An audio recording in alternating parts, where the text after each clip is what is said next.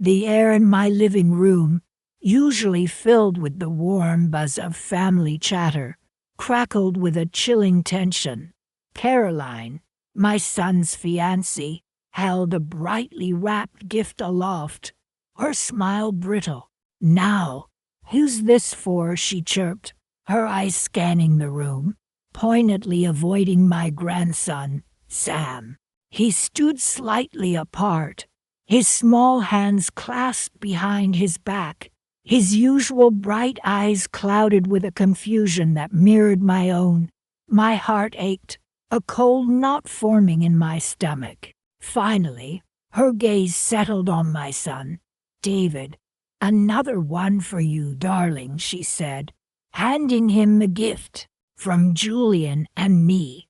Sam shuffled closer, a hopeful glimmer returning to his face, only to have it extinguished by Caroline's next words. "You're not really part of this family, darling," she said to Sam, her voice dripping with a saccharine sweetness that made the words even crueler. "Not the others." David shifted uncomfortably, murmuring something about it being a shared gift. But the damage was done. Sam's face crumpled. He turned and fled the room, the sound of his choked sobs echoing in the sudden silence that descended upon the gathering.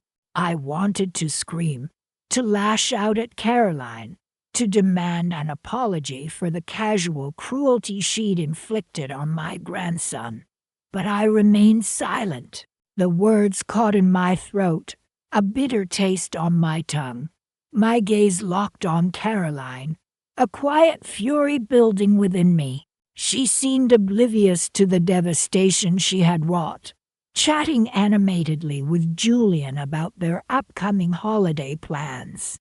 A trip to some exotic locale, I gathered, judging by the brochures spread across the coffee table. A trip that, of course, wouldn't include Sam. The rest of the party continued in a muted, awkward fashion. The joy had been sucked out of the room, replaced by a heavy blanket of discomfort.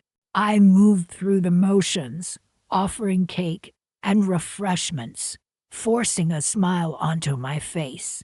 All the while, my mind raced. This wasn't the first time Caroline had made her feelings about Sam clear. She saw him as an outsider, an inconvenience, a threat to the perfect little family she envisioned with my son.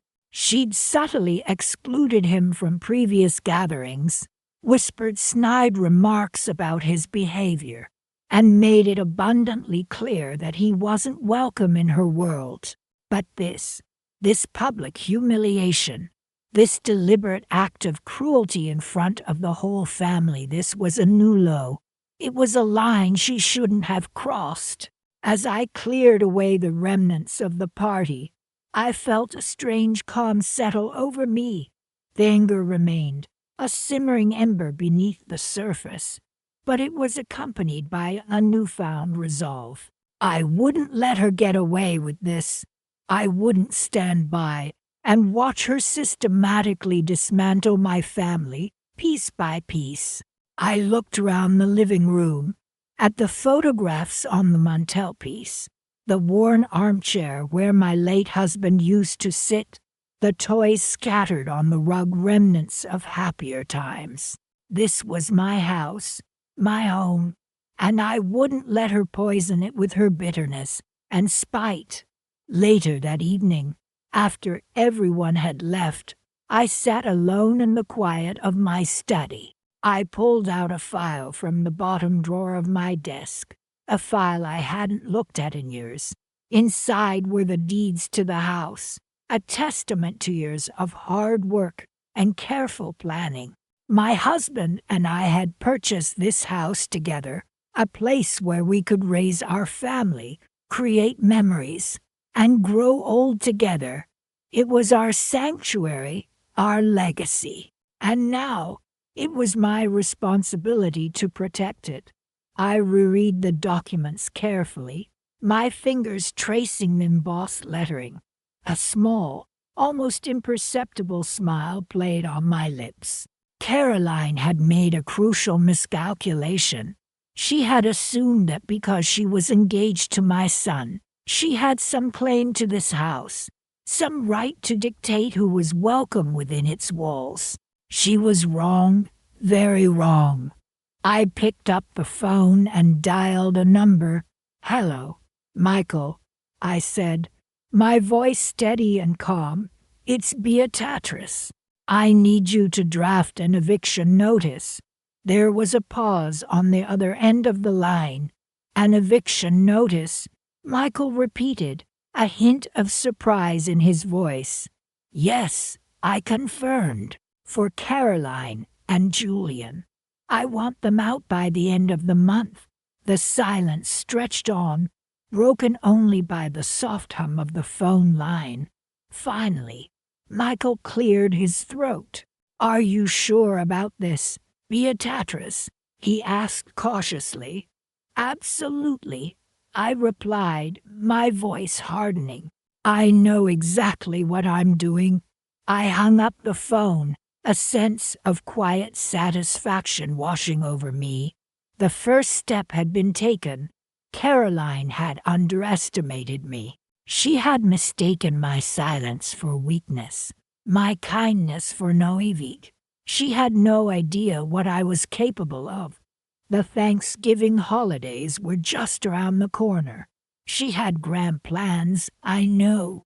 A lavish dinner, invitations sent out to all her friends and family, a chance to showcase her perfect little life with my son. But things wouldn't quite go according to her plan. She was about to learn a valuable lesson, a lesson about family, about respect, and about the consequences of underestimating a grandmother's quiet strength. The echoes of Caroline's cruel words, "Sam, you're not part of this," still hung in the air, sharp as shards of glass. My heart ached for my grandson, his small frame trembling as he tried to disappear into the oversized armchair. He clutched the worn teddy bear I'd given him last Christmas, his knuckles white. He wouldn't meet my eyes, just stared down at the worn fabric as if it held the answers to the universe's cruelties. "Grandma," he finally whispered, his voice barely audible above the ticking of the grandfather clock in the hall. I knelt beside him, smoothing his hair. "It's all right, Sam," I murmured, trying to inject a calmness I didn't feel. "It's all right." He shook his head, tears finally spilling over. "She doesn't want me here," he choked out, and the words twisted a knife in my gut. Caroline and Julian continued their lavish gift exchange, oblivious, or perhaps purposefully ignorant, of the wreckage they'd created in my little grandson's heart. The opulent wrapping paper, the extravagant bows, the forced laughter, it all seemed to mock Sam's quiet misery. "Let's go make some hot chocolate, shall we?" I suggested, gently tugging at his arm. He didn't resist, his small hand slipping into mine. In the kitchen, I busied myself with the familiar ritual of warming milk and stirring in the cocoa powder, the comforting aroma stark contrast to the bitter taste in my mouth. Sam sat at the kitchen table, his gaze fixed on the swirling steam rising from his mug. "Grandma," he began hesitantly, after a long silence. "Why doesn't Caroline like me?" I sighed, wishing I had an easy answer, a simple explanation that could mend his broken heart. "Sometimes, Sam," I said softly, choosing my words carefully, "grown-ups do things they don't realize hurt others." He looked at me, his eyes wide and searching. "But it's my birthday," he whispered, his voice laced with confusion. "I know, sweetheart," I replied, pulling him close for a hug. His small body shook against mine, and I felt a wave of protectiveness wash over me, fierce and unwavering.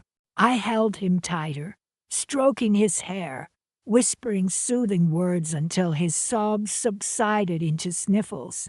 As I watched him, a quiet resolve began to solidify within me. Caroline had crossed a line. She'd humiliated my grandson in my own home, on his birthday, no less. The hurt in his eyes was a wound I wouldn't allow to fester. I wouldn't let her poison the love and warmth that should be the foundation of a family. This was my house, my haven, and I would protect it, and the ones I loved, from her callous indifference. "Do you want another marshmallow, Sam?" I asked, forcing a smile. He nodded, his eyes still red-rimmed, but a flicker of his usual playful spirit returning. "Two?" he asked hopefully. I grinned. "Two it is." Later that evening, after Sam had finally drifted off to sleep, exhausted from his emotional roller coaster, I sat alone in the living room, staring into the dying embers of the fireplace. The house was quiet, a stark contrast to the earlier forced gaiety. Caroline and Julian had retreated to their room, their laughter echoing faintly from upstairs. I picked up a framed photograph from the mantelpiece. It was a picture of my late husband, Sam's grandfather, holding a newborn Sam in his arms. He would have been heartbroken to see the pain Caroline had inflicted on his grandson. "Don't you worry, dear," I whispered to the photograph, a steely glint entering my eyes. "I'll take care of things." I pulled out my phone and opened my email app. My fingers hovered over the keyboard, composing a message to my lawyer. The subject line read, "Eviction notice." I knew what I had to do. This wouldn't be a dramatic confrontation, no shouting matches or tearful pleas.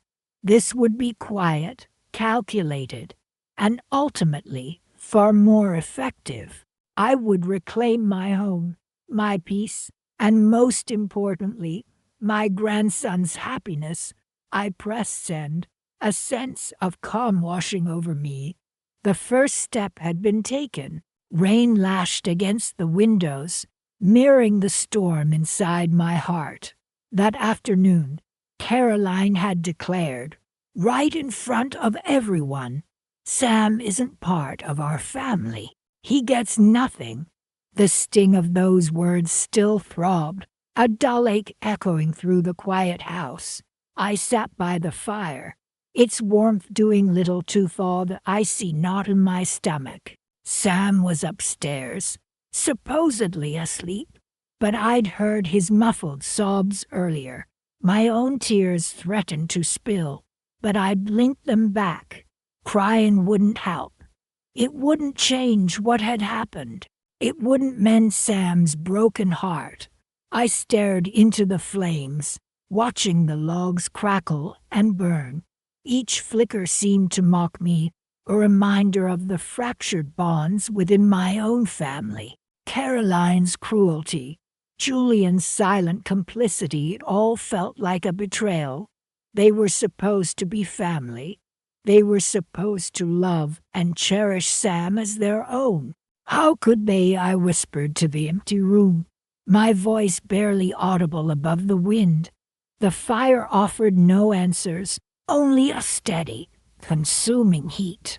I got up and paced the length of the room, my hands clasped tightly behind my back.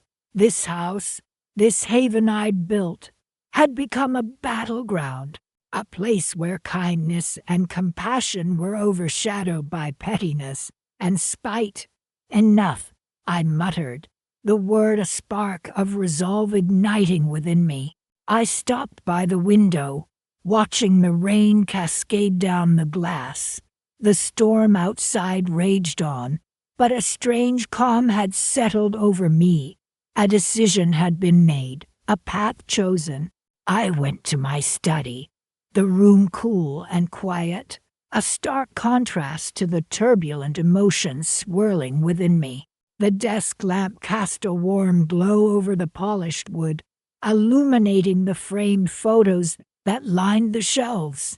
Pictures of my late husband, of my son, of Sam as a baby, his tiny hand wrapped round my finger. "We'll be okay," I whispered, my gaze fixed on Sam's smiling face. "I'll make sure of it." I opened the bottom drawer of my desk and pulled out a thick folder.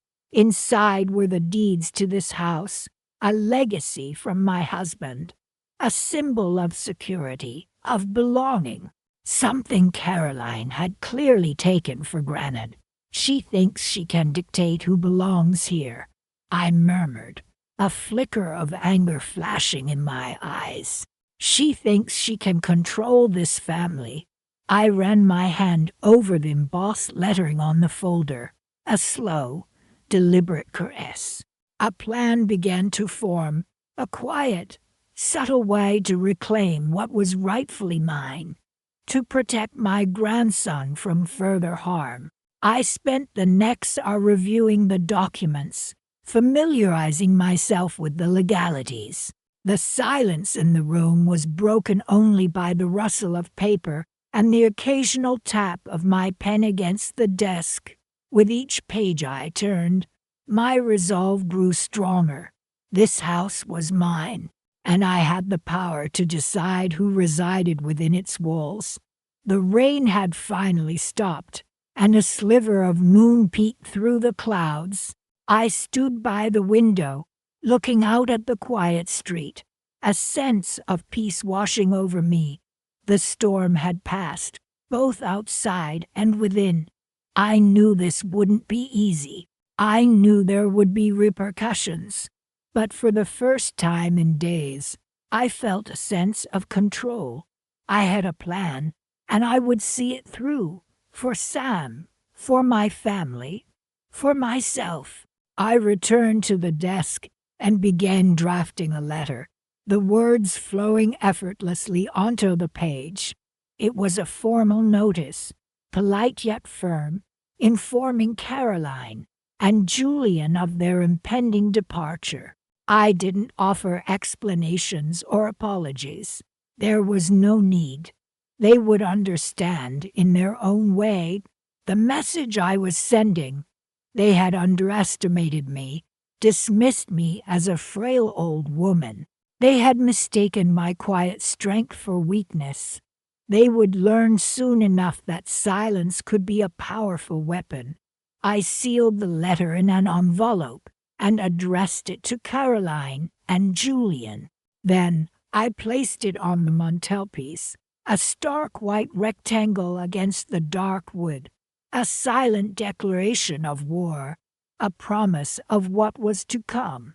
The first step in reclaiming my home, my family, my peace. The fire had burned low, the embers glowing softly in the hearth. I watched them for a moment, a small, knowing smile playing on my lips. The game had begun, and I, the quiet grandmother, was finally ready to play. I had a few quiet calls to make, and a few more subtle arrangements to finalize before Thanksgiving. They would be gone before the leaves turned. They wouldn't ruin another holiday. They wouldn't have another chance to hurt Sam. Rain lashed against the windows the next morning, mirroring the storm inside me. I sat at the kitchen table, nursing a cup of tea, the eviction notice heavy in my hand. It felt colder than the ceramic mug. I had barely slept. The image of Sam's heartbroken face burned into my eyelids. "Caroline," I called out, my voice steadier than I expected. "Could you come down, please? There's something we need to discuss." The sound of her footsteps on the stairs was hesitant, almost dragging. She appeared in the doorway, still in her dressing gown, a look of sleepy confusion on her face. Julian trailed behind her, looking equally disoriented. "What is it, Beatrice?" Caroline asked, her tone edged with impatience. "It's barely morning. Please sit down," I said, gesturing to the chairs opposite me. Julian pulled one out for Caroline, then took the other himself, his eyes flitting between Caroline and me. I took a deep breath, the damp air filling my lungs. "This is difficult, but it needs to be said." I slid the envelope across the table towards Caroline. "This is for you." Caroline picked it up, her perfectly manicured nails tapping against the paper, her brow furrowed as she tore it open. Julian leaned in, peering over her shoulder. As she read, the color drained from her face. Her mouth opened and closed several times, like a fish gasping for air. Julian's reaction was even more dramatic. What is the meaning of this?" he sputtered, snatching the notice from Caroline's hand. "An eviction notice. You can't be serious." Caroline finally found her voice. "Evict us? But this is our home," she exclaimed, her voice rising in pitch. "Where are we supposed to go?" "This is my home," I corrected quietly, meeting her gaze. "And I've decided it's time for you to find somewhere else to live." Julian slammed the notice back on the table. "You can't do this," he shouted, his face reddening. "We have rights. I suggest you consult with a lawyer," I responded calmly, taking another sip of my tea. "The notice clearly states the terms of your departure." Caroline was staring at me, her eyes wide with disbelief. "But why?" she whispered, her voice trembling. "Why are you doing this to us?" "I'm doing what I believe is best for my family," I replied, my gaze shifting to the photograph of Sam on the mantelpiece. He was beaming, holding a football, a picture of pure joy, a joy Caroline had so carelessly crushed. "This is about Sam, isn't it?" Caroline said accusingly, her voice regaining some of its sharpness. "Because I wouldn't let him open presents with us. It's about respect." "Caroline," I said, my voice low but firm. "Respect for my grandson, respect for me, respect for this family. You have shown none." Julian stood up abruptly, knocking his chair back against the wall. "This is outrageous," he roared. He paced back and forth, muttering under his breath. Caroline remained seated, her eyes fixed on me, a mixture of anger and fear swirling in their depths. "You have 30 days to vacate the premises," I repeated, my voice unwavering. "I expect you to be gone by then." The silence that followed was thick with tension. The only sound was the relentless drumming of the rain against the glass. Finally, Caroline stood up, her movements stiff and robotic. She picked up the eviction notice, her hand trembling slightly. "Fine," she hissed, her voice laced with venom. "We'll go, but you'll regret this, Beatrice. You'll regret this for the rest of your life." She turned and stalked out of the kitchen, Julian hot on her heels, still muttering angrily. I watched them go, feeling a strange sense of calm settle over me. The storm inside had subsided, replaced by a quiet resolve. I knew this wouldn't be easy, but I also knew I had made the right decision. I glanced at Sam's photograph again, a faint smile playing on my lips. Soon things would be different. Soon things would be better. I had more than just this house, and they were about to learn that the quietest storms can often cause the most devastation. Rain lashed against the windows, mirroring the tempest inside me. The removal van, a hulking gray beast, sat parked in the driveway, its open maw swallowing furniture piece by piece. I watched from the living room window, a knot of unease tightening in my stomach. "Are you sure you want to do this, Mom?" My son, David, stood beside me, his voice low. Caroline and Julian, they looked so shocked. I didn't answer him directly. "It's done, David. The movers are almost finished." I turned away from the window, unable to bear the sight any longer. This house, filled with so many memories, now felt cold and empty. Even the faint scent of cinnamon from the potpourri I always kept in the hallway couldn't mask the chill. "But Mom, Thanksgiving is next week," David persisted, his voice strained. "Where will they go? Where will we all have Thanksgiving dinner?" I took a deep breath, trying to steady my trembling hands. "We'll manage, David. We always do," he sighed, running a hand through his hair. "I justy don't understand. After everything, after what Caroline did to Sam." His voice trailed off. He didn't need to finish the sentence. The memory of Caroline's cruel words at Sam's birthday, the way she'd dismissed him so callously, still stung. It was a wound that hadn't healed, a festering sore that had finally erupted into this. "This house is my house, David," I said quietly, my voice firm despite the turmoil within. "I decide who lives here." He nodded slowly, his gaze fixed on the movers hauling a large armchair, its faded floral pattern a stark reminder of years gone by. She really thought she actually believed she could just treat Sam like that and get away with it? He murmured. I pressed my lips together, a flicker of something cold and hard sparking in my chest. "People make assumptions, David. They believe what they want to believe." I glanced at the grandfather clock in the corner. Almost 3 o'clock. They should be nearly done.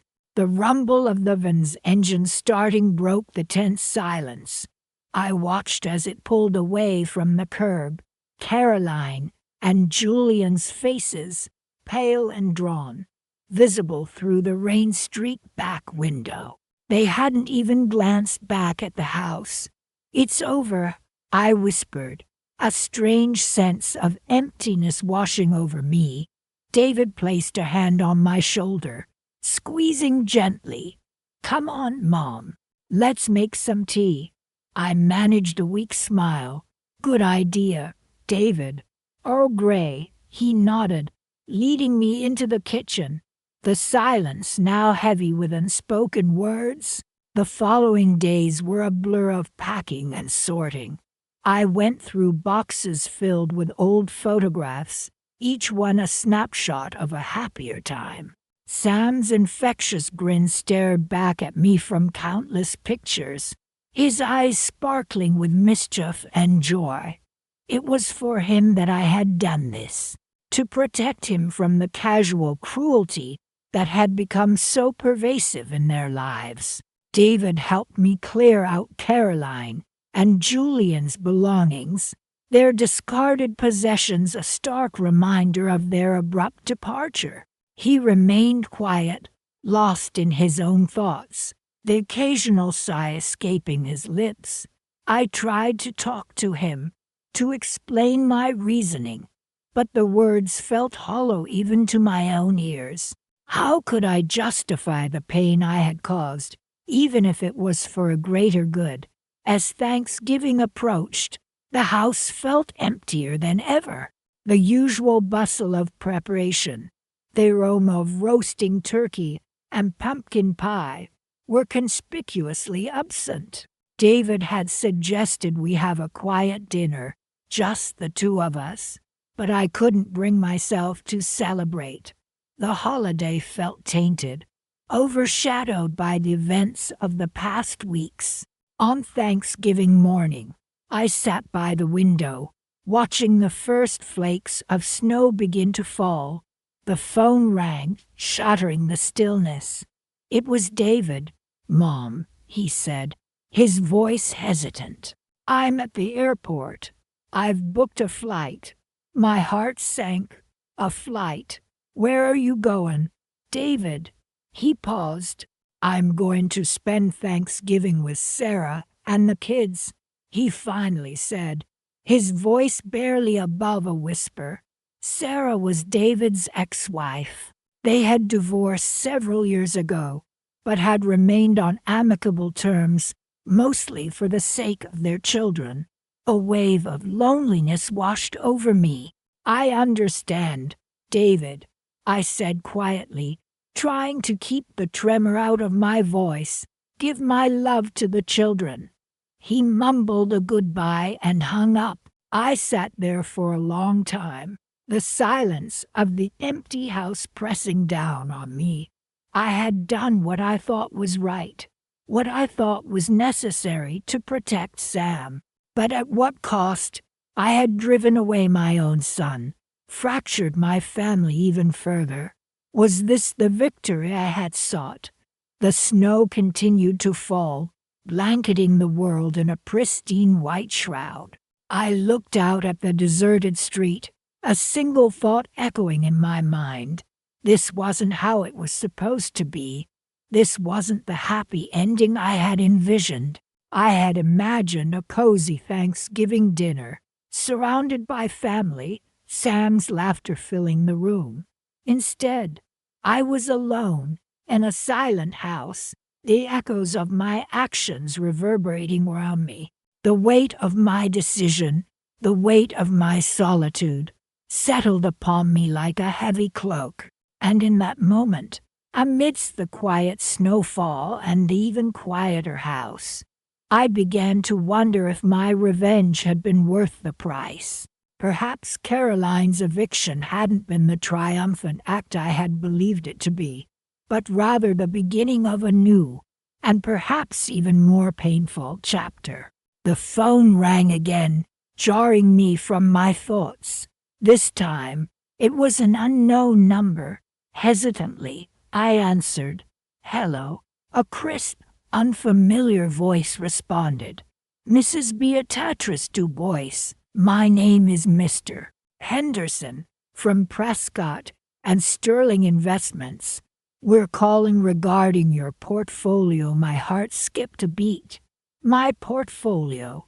What could they possibly want? Rain lashed against the windows, mirroring the turmoil that had only hours ago gripped my home.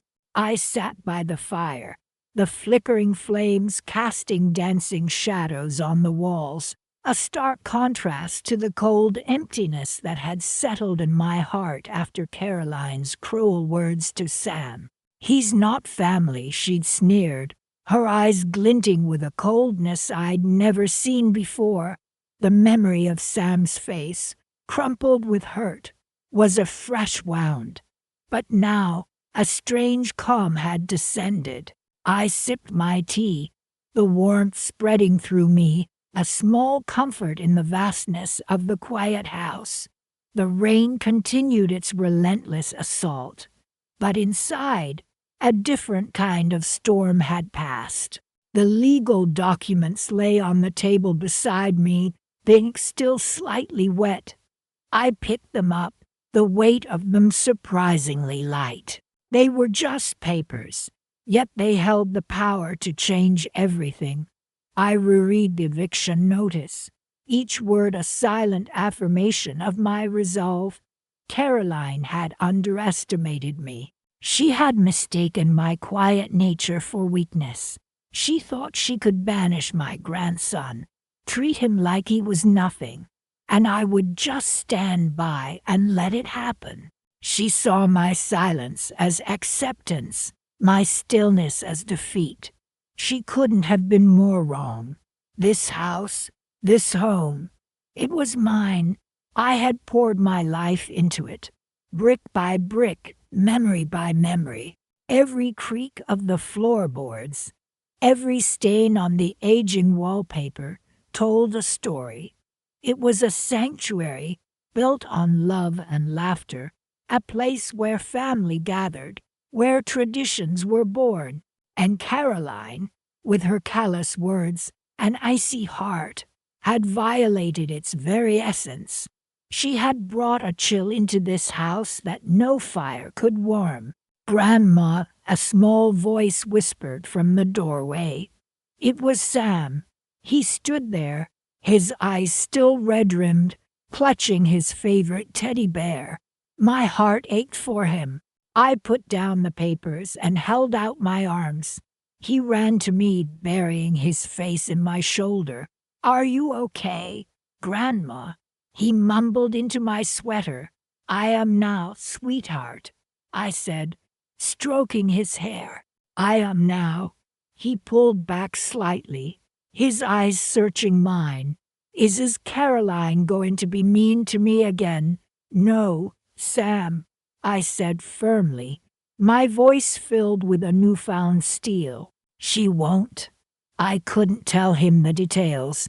Not yet. He wouldn't understand the complexities of eviction notices and legal proceedings. But he understood one thing, that I was there, that I loved him, that I would protect him. And that was enough for now. We sat by the fire for a long time, just holding each other, the silence punctuated only by the crackling of the flames and the rhythmic drumming of the rain. Later, I tucked him into bed, reading him his favorite story about a brave knight who rescues a princess from a wicked dragon. As I kissed him goodnight, I saw a flicker of his old smile, a spark of hope rekindled in his eyes, and in that moment, I knew I had done the right thing. The following morning, the rain had stopped, and a pale sun peeked through the clouds. The air felt cleaner, fresher, as if the storm had washed away more than just the dust and grime. I made breakfast for Sam, pancakes shaped like dinosaurs, his favorite. He ate with gusto, his earlier sadness replaced by a quiet contentment. I watched him, a warmth spreading through me, chasing away the lingering chill of the previous day. As he finished his last bite, the doorbell rang. I knew who it would be. I straightened my shoulders, took a deep breath, and went to answer it. Standing on the porch was Caroline, her face pale, her eyes wide with a mixture of confusion and apprehension. Behind her, Julian shifted uncomfortably, his gaze fixed on the ground. "Good morning, Caroline," I said calmly, my voice betraying none of the turmoil that had raged within me for the past few days. What is this?" she stammered, holding up the envelope I had left for her the previous night. Her hand trembled slightly. "It's an eviction notice," I said, my voice even and steady. "You have 30 days to vacate the premises." Her eyes widened further, her mouth opening and closing like a fish out of water. But why?" she finally managed to gasp. "This house is mine, Caroline," I said, meeting her gaze directly. "And I will not tolerate anyone treating my grandson with such disrespect. Sam is family, and in this family we protect our own." Julian finally looked up, his eyes meeting mine. He seemed to understand, finally, the gravity of the situation. He opened his mouth to speak, but I cut him off. "This doesn't concern you, Julian," I said firmly. "This is between Caroline and me." Caroline's face crumpled.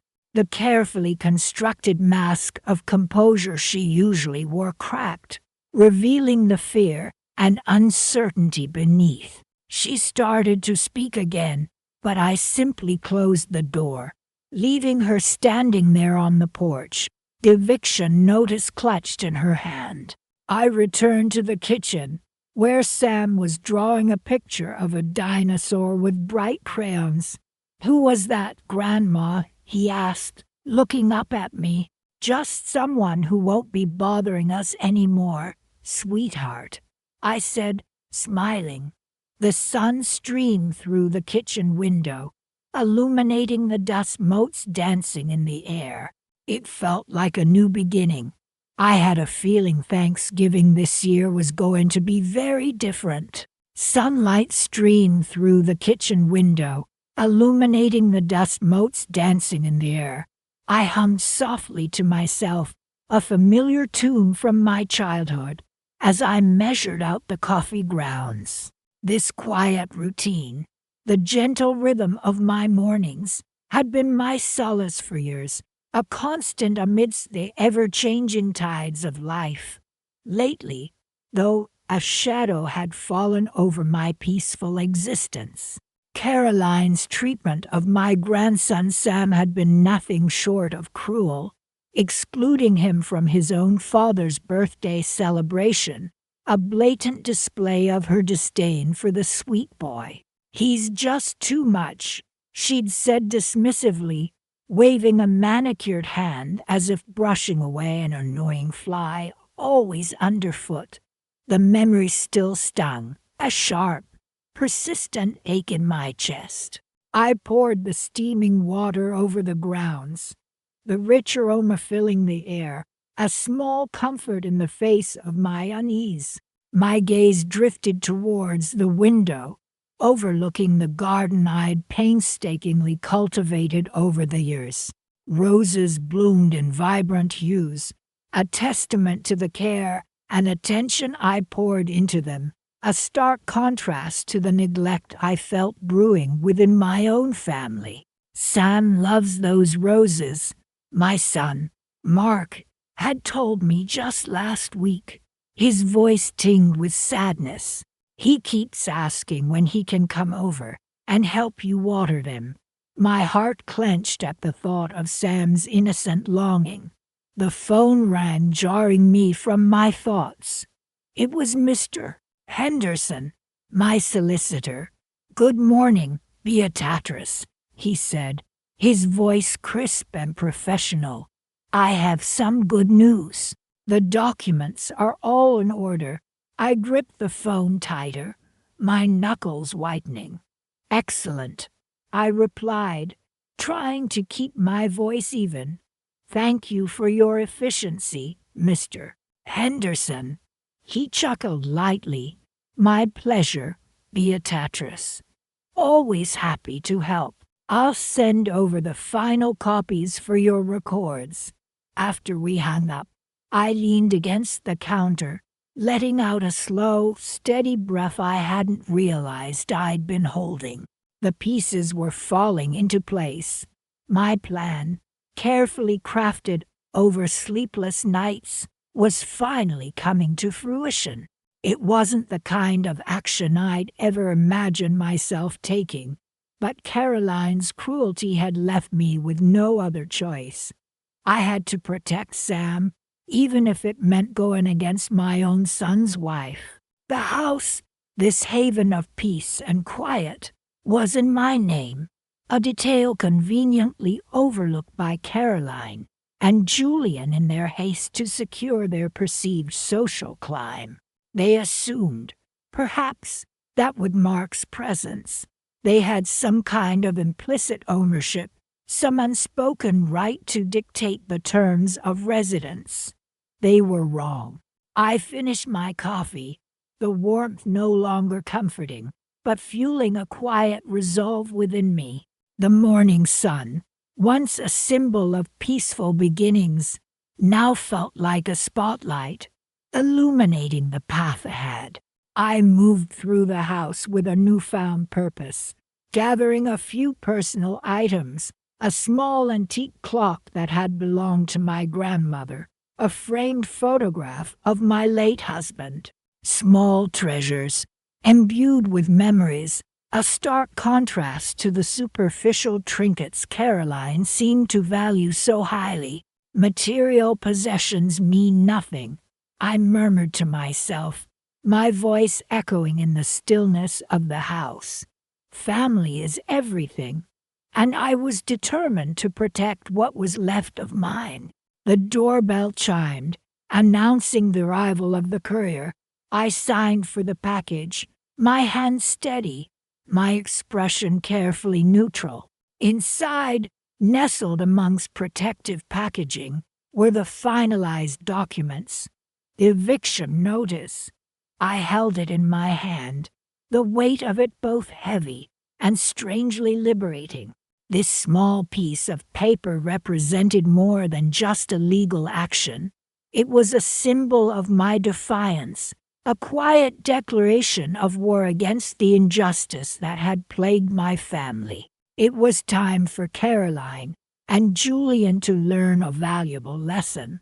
They had underestimated me, mistaking my quiet nature for weakness. They would soon discover that silence can be a powerful weapon, and a mother's love an unstoppable force.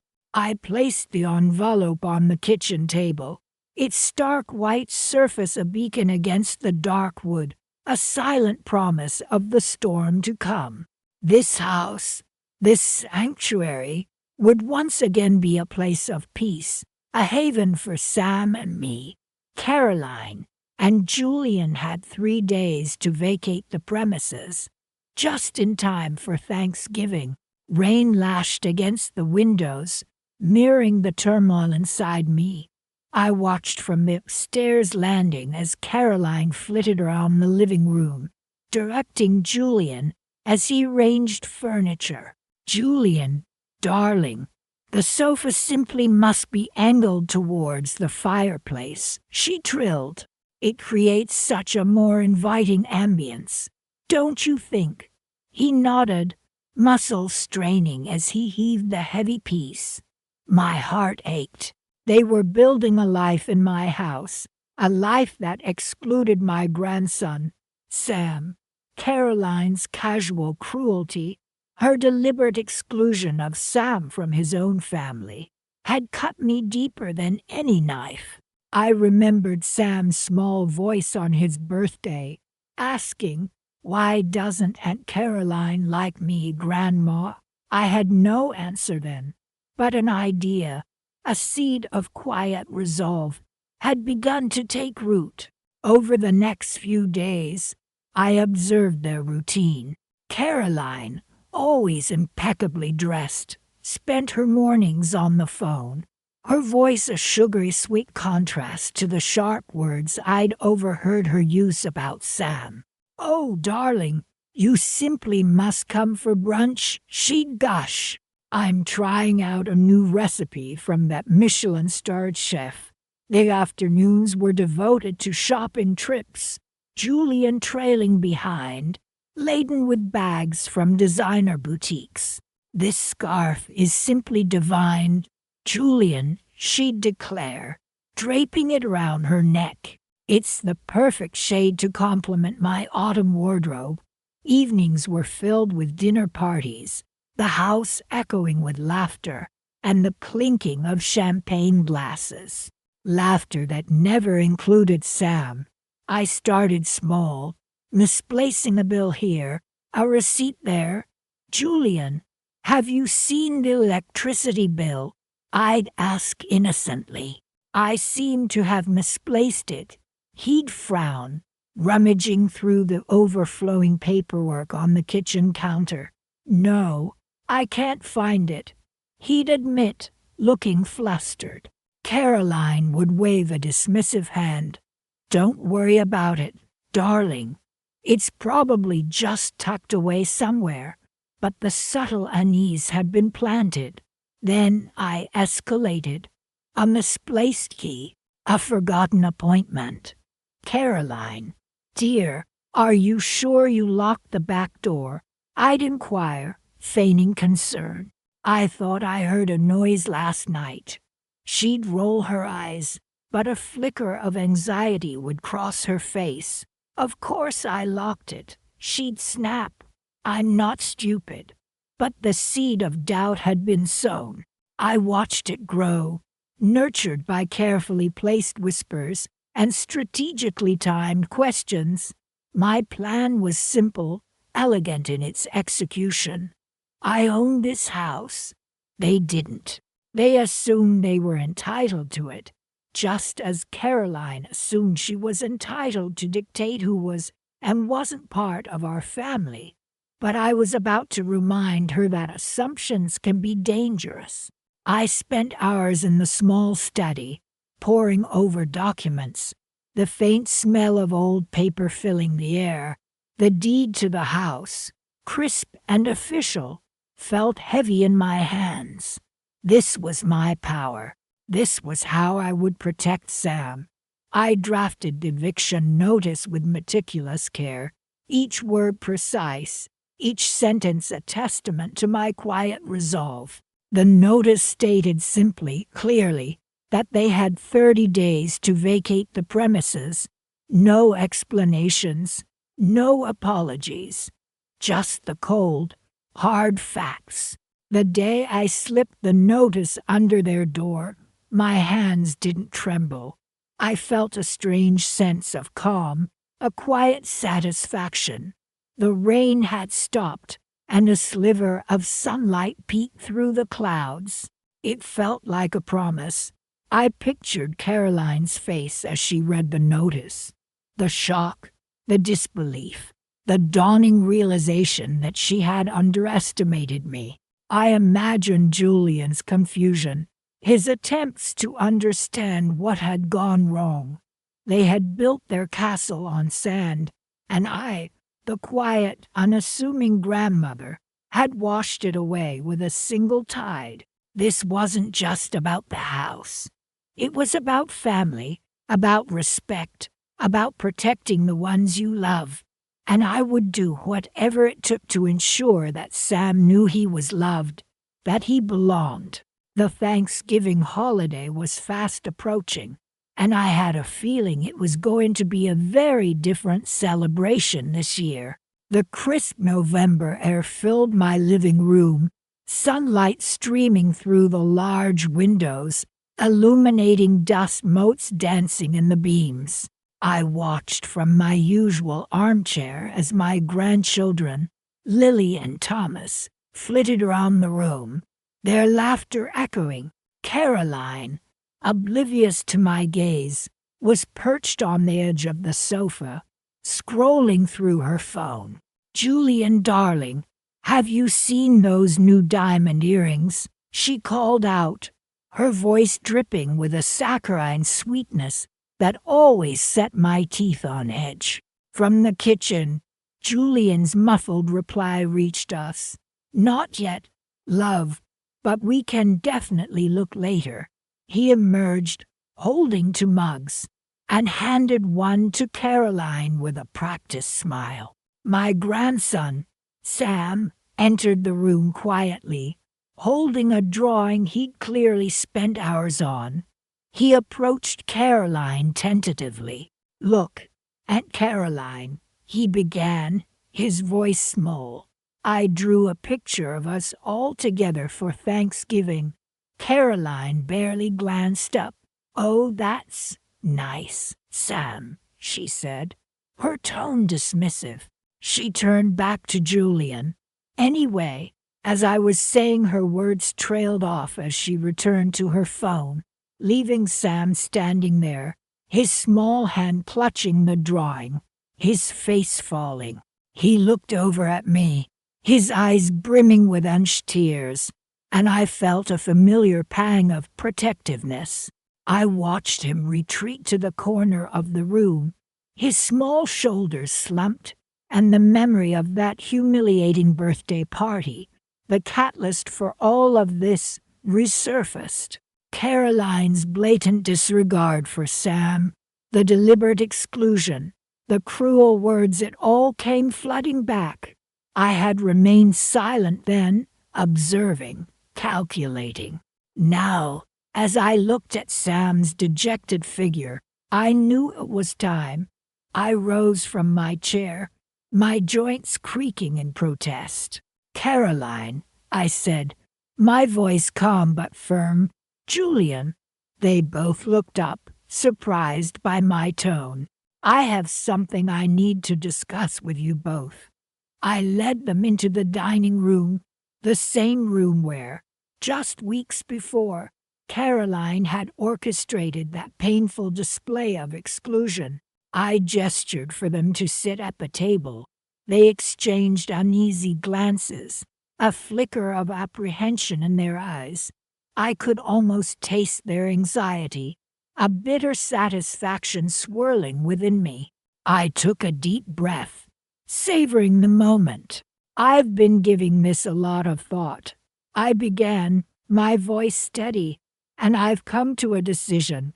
Caroline shifted in her seat, her perfectly manicured nails tapping nervously on the polished wood. "What is it?" she asked, her voice laced with a hint of impatience. "As you know," I continued, "this house has been in my family for generations." I paused, letting the weight of those words settle. Julian cleared his throat. "Yes, of course," he said, his tone slightly strained. "We understand that." "And as the current owner," I said, meeting their gazes directly, "I have the right to decide who resides here." Caroline's eyes widened. "What are you saying?" she asked, her voice now trembling. "I'm saying," I replied, my voice unwavering, "that I've decided it's time for you both to find alternative living arrangements." Caroline gasped, her face paling.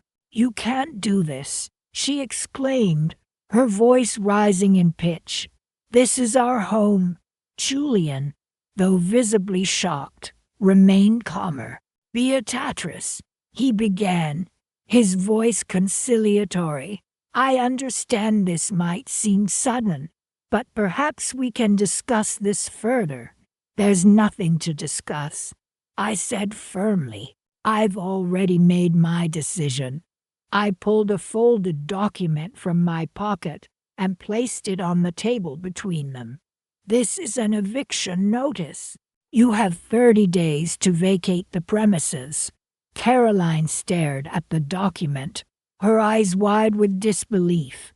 She snatched it up, her hands shaking as she unfolded it. "This is ridiculous," she cried, her voice shrill.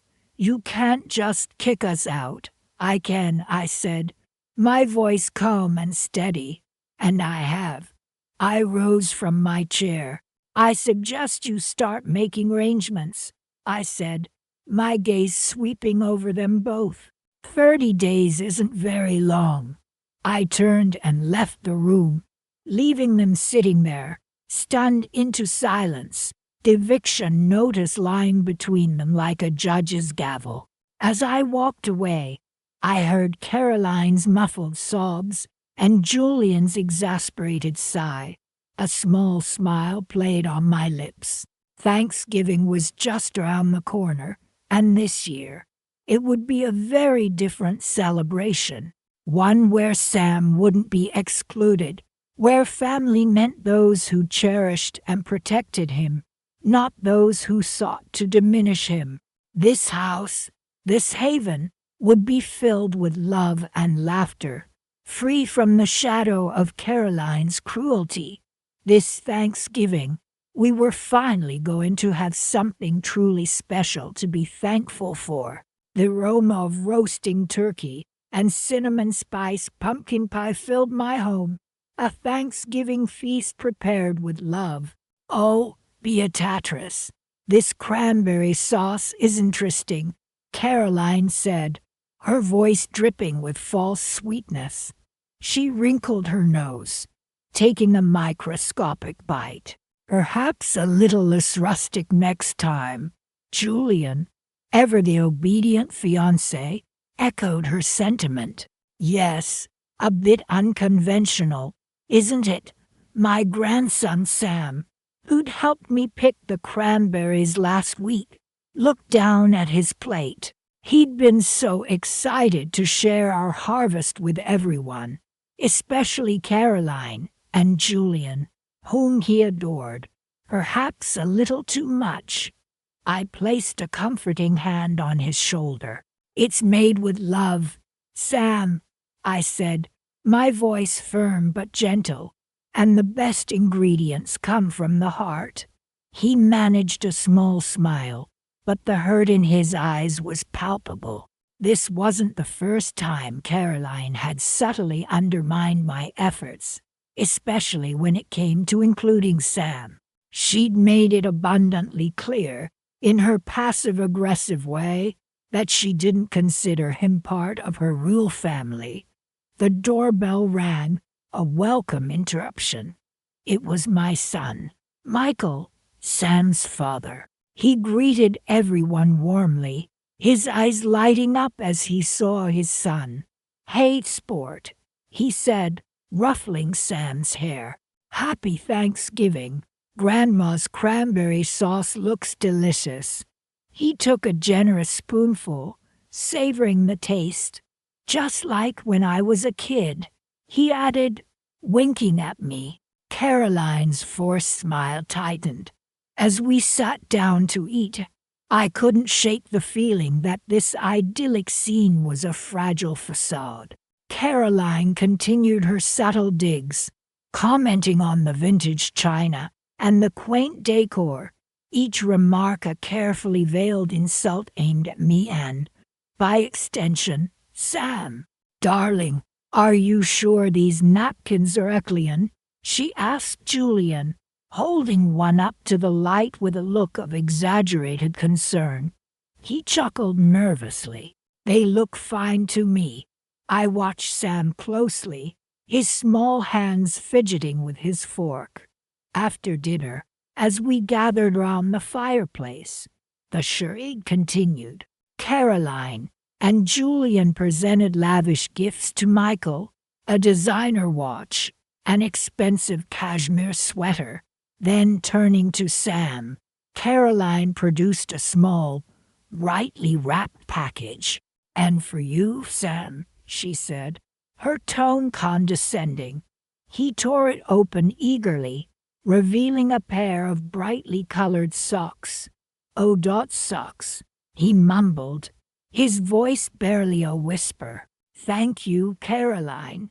They're educational," Caroline chirped, her voice overly bright. "They teach you the alphabet, you know, for catching up." She exchanged a knowing glance with Julian, who suppressed a smirk. My heart ached for Sam. He was a bright, inquisitive boy, a little behind in reading due to a learning difference. But Caroline knew that. She used it as a weapon, a way to subtly diminish him, to remind him of his perceived inadequacies. The room felt heavy with unspoken tension. Michael, oblivious to the undercurrents, praised Caroline for her thoughtful gift. I, however, had reached my limit. I stood up, my voice calm and steady. "Caroline, Julian," I began, addressing them directly for the first time since the gift-giving began. "I have an announcement." They both looked at me, a flicker of apprehension in their eyes. I reached into my pocket and pulled out a folded document. "This is an eviction notice," I said, holding it up for them to see, effective immediately. The color drained from Caroline's face. What are you talking about?" she stammered, her voice rising in panic. "This is Michael's house." "No, Caroline," I said, my voice unwavering. "This is my house, and as the owner, I have the right to decide who resides here." Julian's eyes widened in disbelief. "You can't do this," he exclaimed, his voice indignant. "We're family, I repeated, a hint of irony in my tone. "You treat my grandson with disdain. You subtly insult me at every turn." And you think you're entitled to live under my roof. True family respects one another, cherishes one another, and certainly doesn't try to humiliate its youngest members. I turned to Michael, who finally seemed to grasp the gravity of the situation. "Mom, what's going on?" he asked, his voice laced with confusion. "Michael," I said, my voice softening slightly, "I love you, and I love Sam, but I will not tolerate this kind of behavior in my home. Caroline and Julian have until tomorrow morning to vacate the premises." Caroline's eyes welled up with tears, not of genuine remorse, but of frustrated entitlement. "This is outrageous," she shrieked. "You'll regret this." I met her gaze, unflinching. "I highly doubt that, Caroline," I said, a quiet strength filling my voice. "I think Thanksgiving just got a little more interesting." I gestured towards the door. "Please leave." The silence that followed their departure was deafening, broken only by the crackling fire. Sam looked at me, his eyes wide with a mixture of shock and awe. I knelt down beside him, taking his small hand in mine. "Sam," I said, my voice gentle, "sometimes the greatest gifts aren't wrapped in shiny paper. Sometimes they come in the form of peace and quiet, and the knowledge that you are loved and cherished, exactly as you are." I smiled, a genuine smile this time, a smile that reached my heart. This Thanksgiving, I had reclaimed my home, and more importantly, I had reclaimed my family.